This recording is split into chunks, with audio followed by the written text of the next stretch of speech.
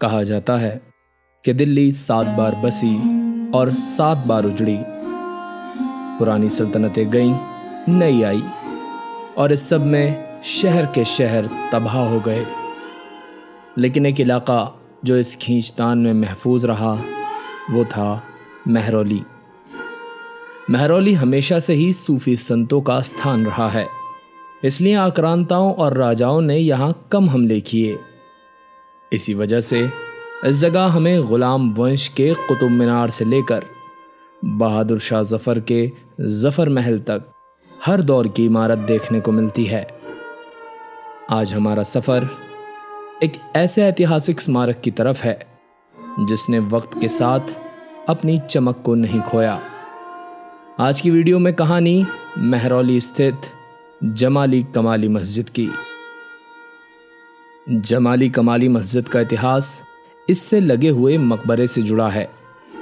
यहाँ मौजूद हैं 2 कब्रें जिनमें दफन हैं जमाली और कमाली। सबसे पहला सवाल यही है कि कौन है ये जमाली कमाली।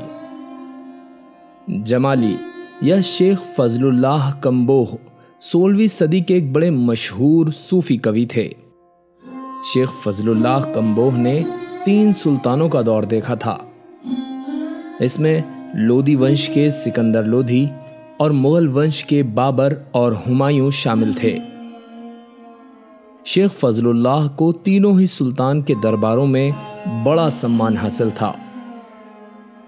सिकंदर लोधी खुद भी एक शायर था, इसलिए शेख फजलुल्लाह की मौजूदगी उसे पसंद थी।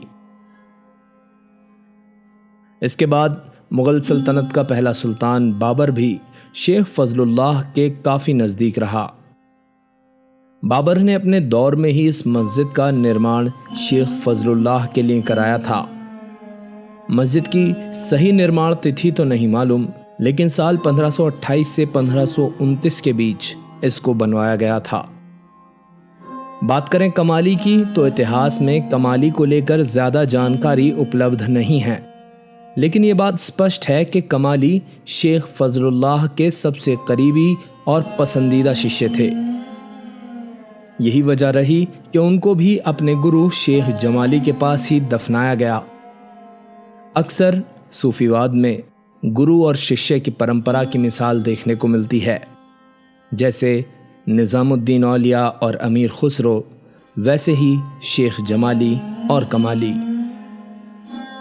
इन दिनों जमाली कमाली की ये मज़ार निर्माण की वजह से बंद है। हालांकि इसकी वास्तुकला और अंदर मौजूद साज सजावट देखने योग्य है।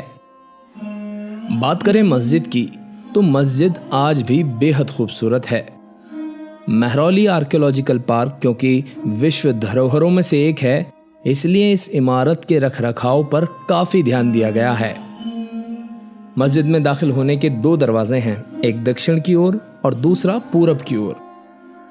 पूरब वाले मुख्य दरवाजे से दाखिल होते ही एक खुला बरामदा है।